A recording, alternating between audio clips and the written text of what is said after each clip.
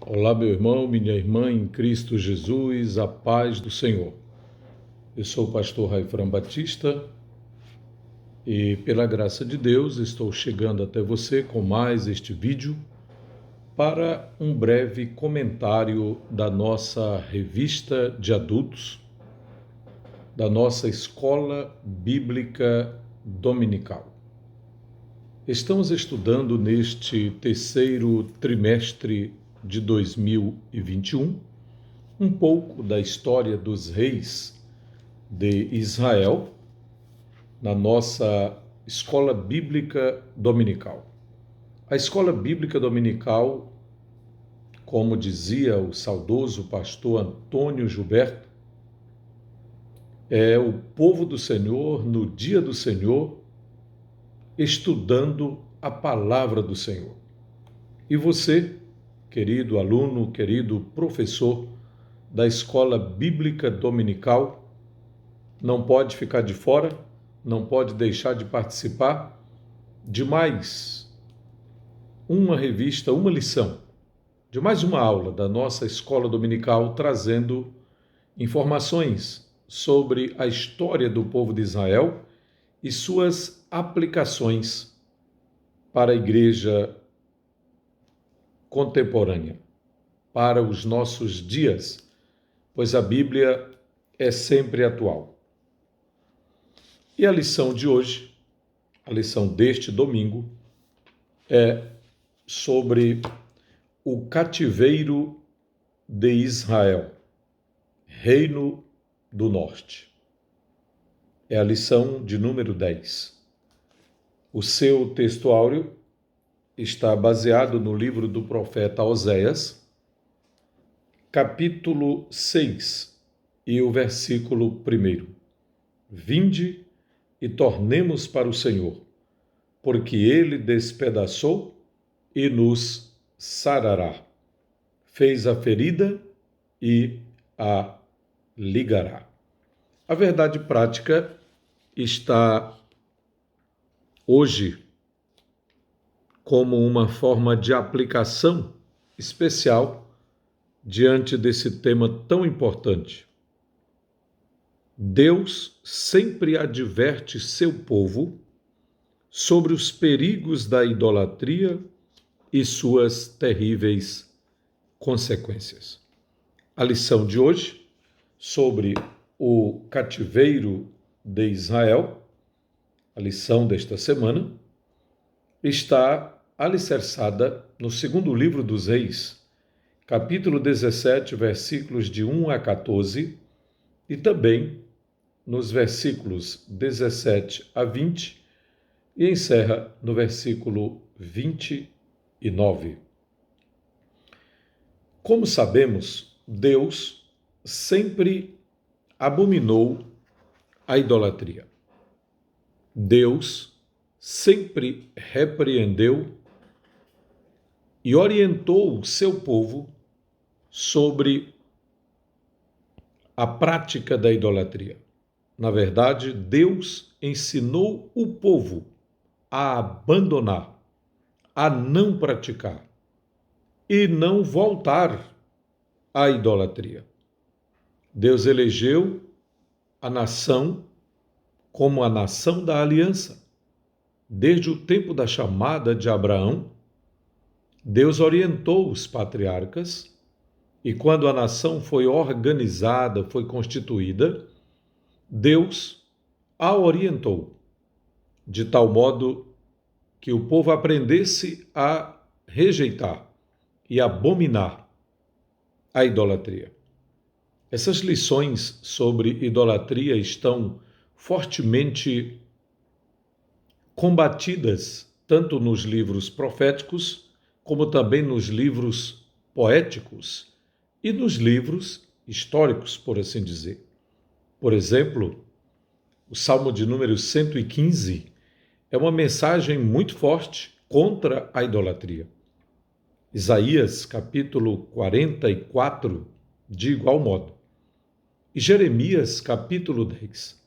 Estes 3 capítulos do Antigo Testamento, juntos, formam um conteúdo teológico expressivo.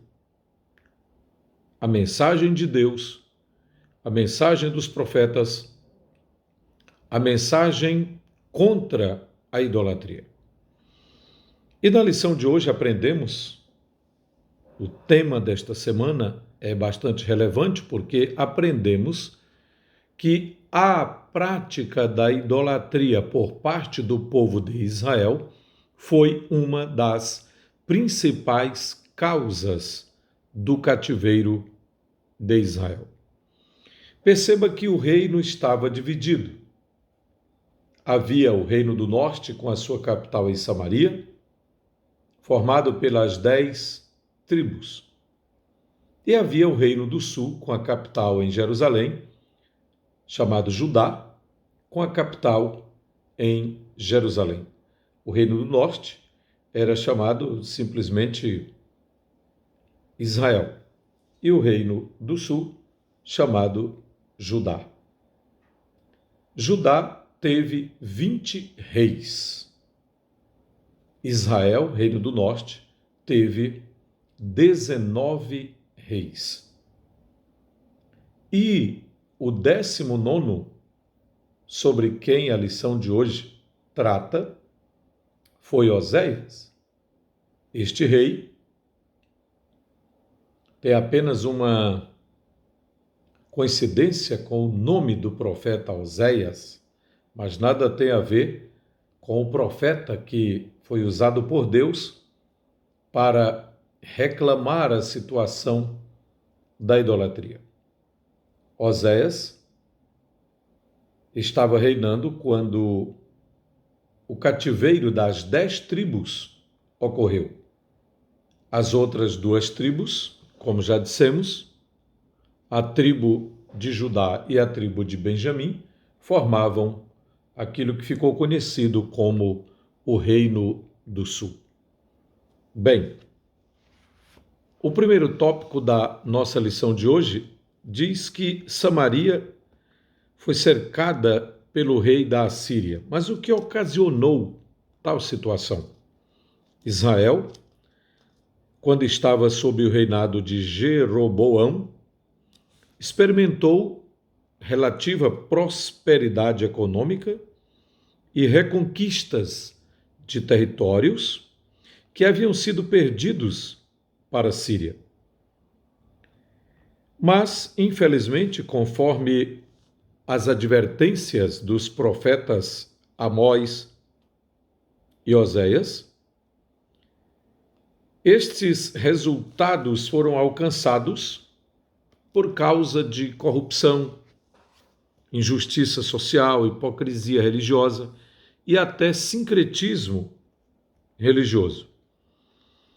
Os períodos de prosperidade não fizeram aquele povo retornar a Deus para adorá-lo como único e verdadeiro Deus, conforme era a orientação da Torá. Naqueles dias, ou logo depois daquela prosperidade relativa nos dias de Jeroboão II, ocorreu o crescimento, ou estava ocorrendo o crescimento da Assíria com Salmanaser.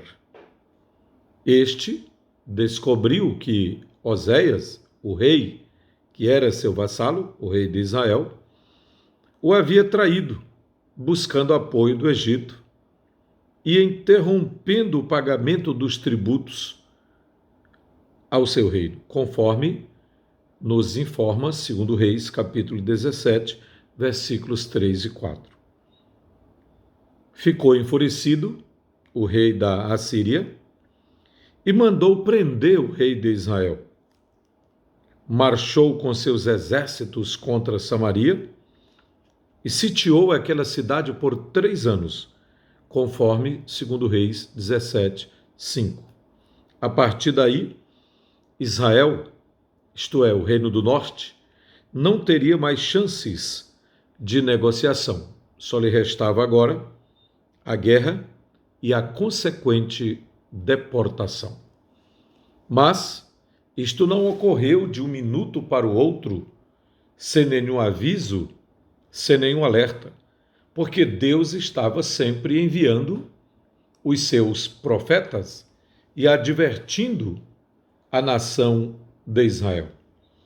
O aumento da riqueza nacional, especialmente debaixo do reinado de Jeroboão II, fez com que pequenos proprietários fossem expoliados pelos mais ricos, até que se tornassem pobres e servos daqueles que os estavam oprimindo.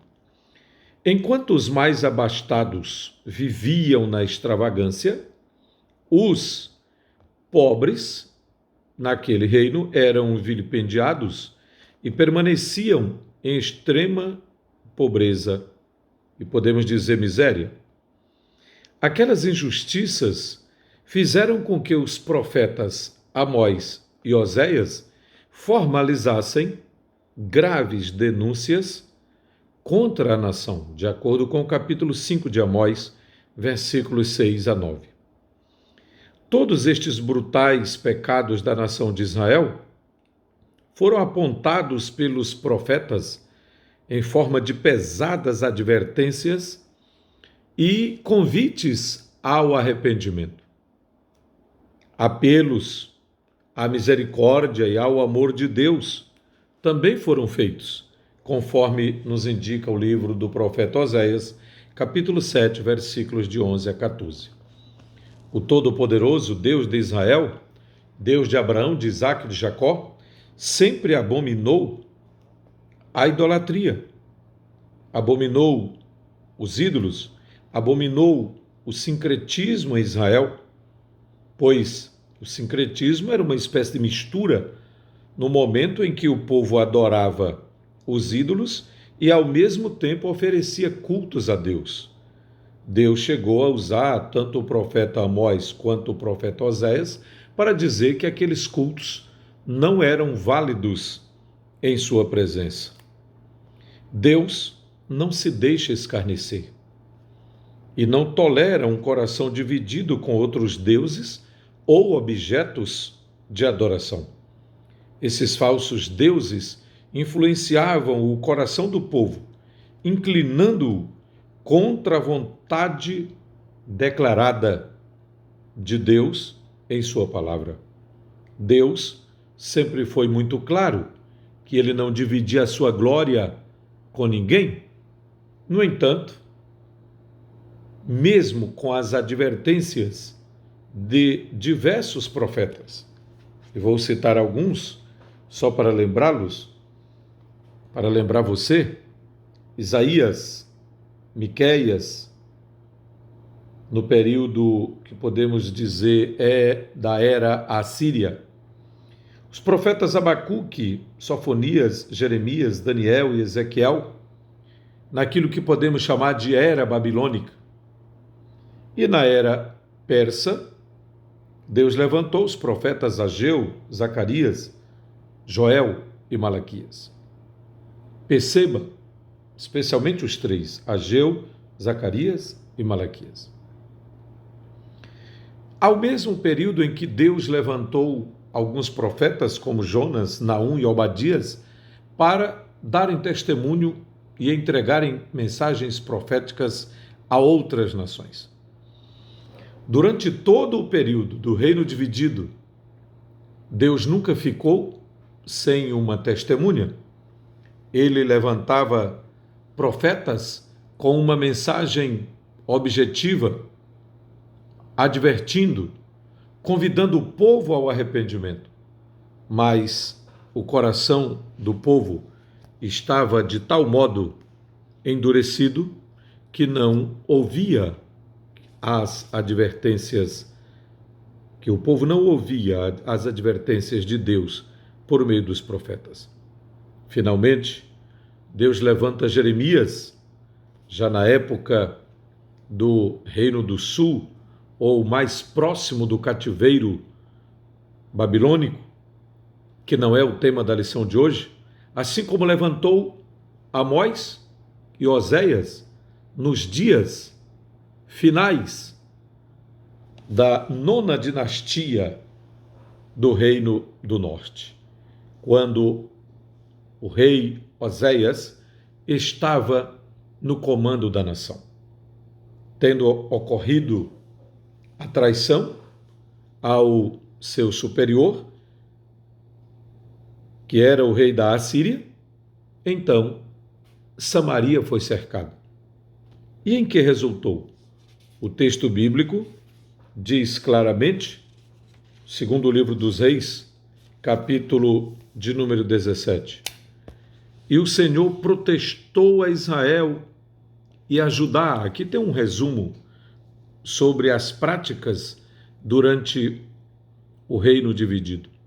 E o Senhor protestou a Israel e a Judá pelo ministério de todos os profetas e de todos os videntes, dizendo: convertei-vos de vossos maus caminhos e guardai os meus mandamentos e os meus estatutos, conforme toda a lei que ordenei a vossos pais e que eu vos enviei pelo ministério de meus servos, os profetas.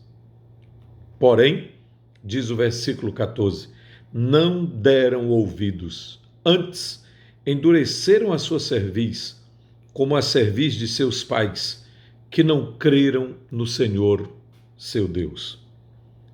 O versículo 17 diz que também fizeram passar pelo fogo a seus filhos e suas filhas e deram-se em adivinhações, acreditavam em agouros e venderam-se para fazer o que era mal aos olhos do Senhor, para o provocarem a ira. Pelo que o Senhor muito se indignou contra Israel e os tirou de diante de sua face. Nada mais ficou, senão a tribo de Judá.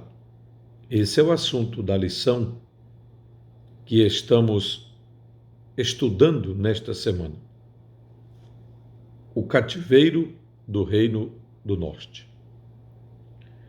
As 10 tribos foram levadas pelo rei da Assíria e assim um povo misto formou-se porque estrangeiros vieram habitar em Samaria. Tornou-se muito difícil a situação das 10 tribos, tendo perdido o seu território, perdendo a sua dignidade, foram para o cativeiro e nunca mais voltaram na sua totalidade. O tópico 1 pode ser abreviado ou resumido com as seguintes colocações. Nossa natureza pode produzir perversão e maldade, porém cabe a nós combater essas atitudes dia a dia e extingui-las de nossas vidas, coisas que Israel não fez naqueles dias. O terrível pecado da idolatria de Israel é enfocado no tópico 2, pois tais pecados provocaram a ira de Deus. E dentre estes pecados, ou aqueles pecados que provocaram a ira de Deus, destaca-se o pecado da idolatria. Desde que o reino de Israel foi dividido, o norte se inclinou mais intensamente à idolatria que o sul. Provavelmente esta foi a razão de Israel ter sido levado para o cativeiro algumas dezenas de anos antes de Judá. Apesar do caos espiritual e rejeição de Israel, Deus queria salvar o povo. Foi então que o Senhor convocou o profeta Oséias para uma situação bastante estranha. Você conhece a história. Pediu que ele se casasse com uma prostituta e tivesse filhos com ela, conforme Oséias 1:2. Essa prostituta representaria a nação de Israel. Osés cumpriu a ordem do Senhor e se casou com uma mulher denominada Gomer e teve 3 filhos.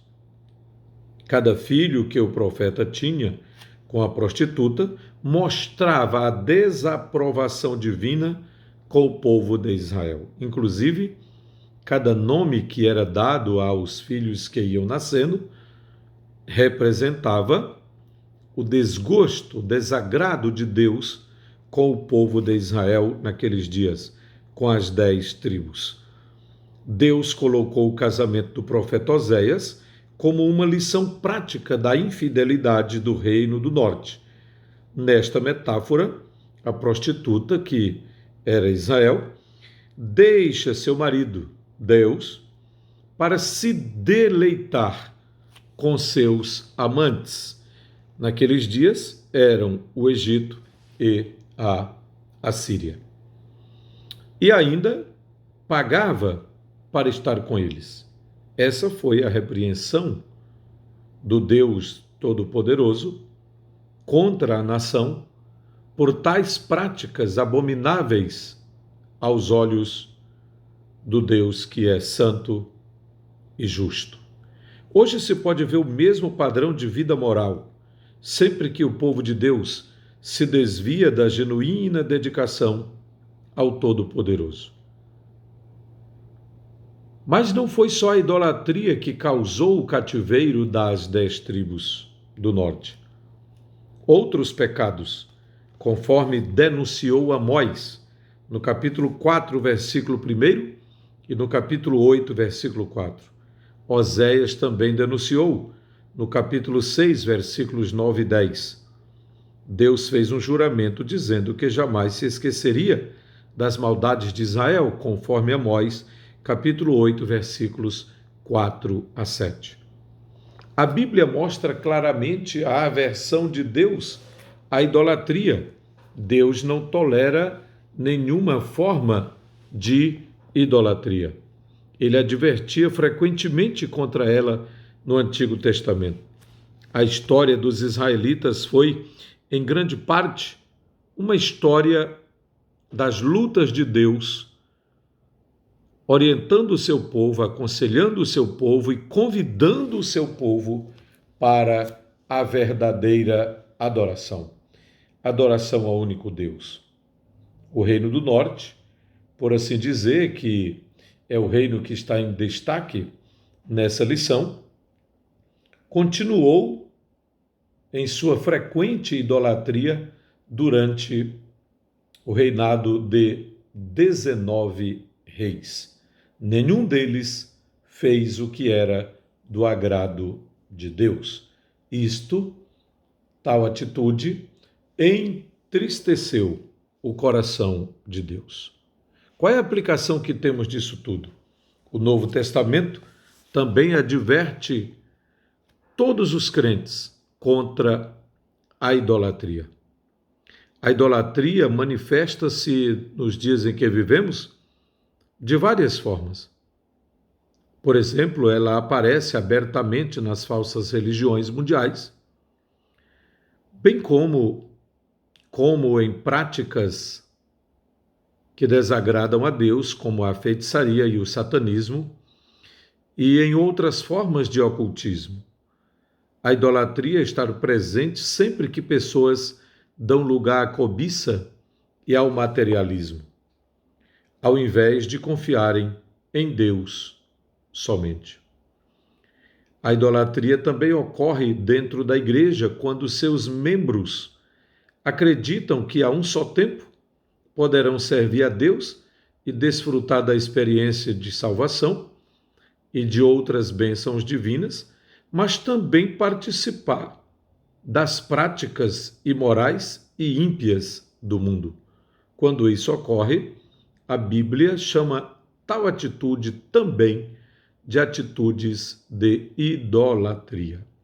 O Novo Testamento nos admoesta de forma clara, objetiva, específica, a não sermos cobiçosos, nem avarentos, nem vivermos na prática da imoralidade. Basta que você abra a sua Bíblia em 1 Coríntios, capítulo 10, e ali estão todas as advertências alistadas, enumeradas. E Paulo ainda diz: não façam como fizeram vossos pais, que estavam atravessando o deserto rumo à terra prometida. O último tópico da lição de hoje fala ou declara que os estrangeiros ocuparam Samaria depois da saída oficial das 10 tribos. Mas é claro, não foram levadas todas as pessoas. Após o exílio, alguns israelitas pobres permaneceram em Samaria e naquela região. A política dos assírios era que os territórios expoliados fossem reocupados por povos de outras etnias, de outras origens, promovendo assim uma grande migração e reassentamento de pessoas. O objetivo era misturar as nacionalidades para evitar possíveis rebeliões e enfraquecer as províncias.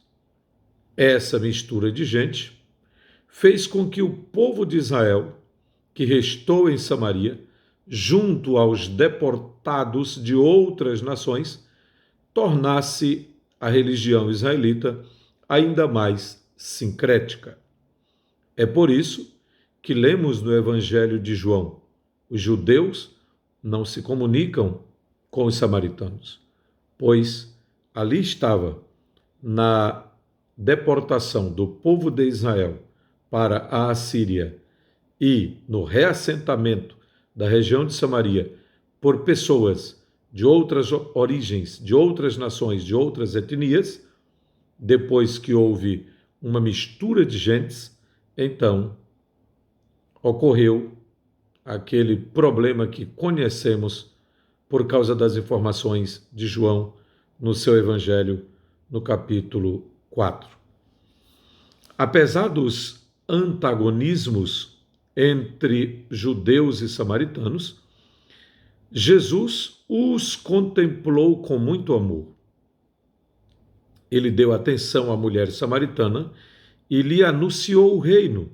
Se identificou como Messias, se identificou como profeta, fazendo-a conhecedora da fonte da água que sacia a sede humana de forma definitiva. E em razão da dúvida daquela mulher sobre o legítimo lugar de adoração a Deus, Jesus foi enfático em dizer que o lugar não é físico ou geográfico, e sim espiritual. Qual é o lugar da verdadeira adoração? O coração do homem. Pois Jesus declarou: nem neste monte adorareis ao Pai. Ele estava se referindo ao Monte Gerizim, que estava ali bem diante deles. Nem neste monte adorareis ao Pai, e nem em Jerusalém. Porque Deus procura os verdadeiros adoradores que assim o adorem. Deus é espírito, e importa que os seus adoradores o adorem em espírito e em verdade.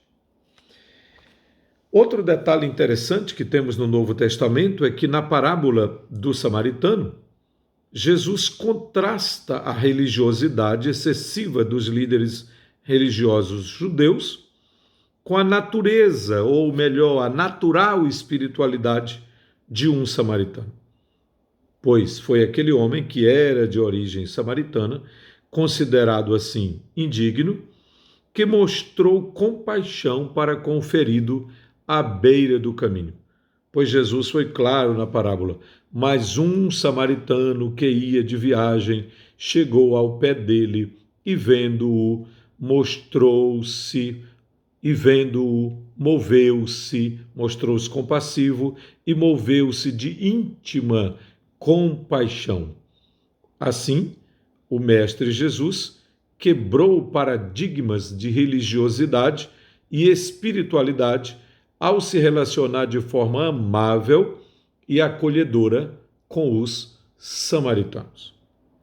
Bem, não faltou, agora com relação à trajetória do povo de Israel, para encerrarmos o comentário, podemos afirmar que não faltaram as advertências de Deus. Não faltou o agir de Deus contra as práticas idolátricas do povo de Israel. Deus sempre levantou uma testemunha. Todavia, nada surtiu efeito. Cada vez mais a nação afundava em seus pecados.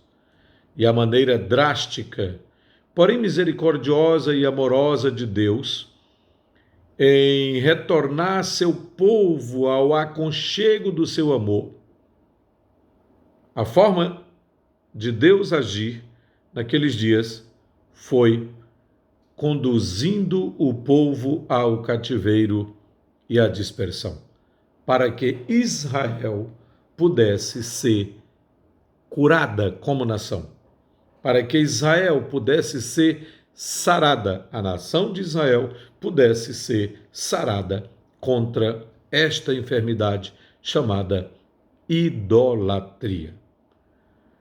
Que Deus nos ajude a atentarmos mais para a sua palavra, a fim de não colhermos os amargos frutos da desobediência. Perceba que se Israel tivesse obedecido a Deus, tivesse ouvido os profetas que Deus enviou para lhes advertir, para lhes aconselhar, para lhes mostrar as promessas da aliança, as leis, os compromissos, mas Israel não ouviu, a nação não ouviu. Então Deus resolveu dispersar a nação, levando-a ao Império Assírio, ou melhor, para a região da Assíria, pois o império estava presente em várias regiões. Dizem alguns historiadores que as 10 tribos nunca mais voltaram. Em se tratando do Reino do Sul, Judá, depois de 70 anos, voltaram muitos judeus, nem todos, mas muitos judeus voltaram, em 3 grupos distintos. Mas, em se tratando das 10 tribos, não há relato de que tenham voltado. Esta grande lição é uma advertência para todos nós. É uma advertência para mim, para você, para nos lembrar sempre que Deus condena a idolatria. Deus julga a desobediência do seu povo. Na verdade, o escritor da carta aos Hebreus diz: qual é o filho a quem o pai não corrige, a quem o pai não disciplina? Deus achou necessário agir daquela forma com as 10 tribos do norte, chamada Israel. Assim, ele age conforme a sua soberana vontade, mesmo agindo com rigor e com justiça. Deus não deixa de ser misericordioso e bom, pois ele deseja trazer o seu povo à comunhão com ele. Que ele nos ajude hoje e sempre em obediência à sua palavra. Amém.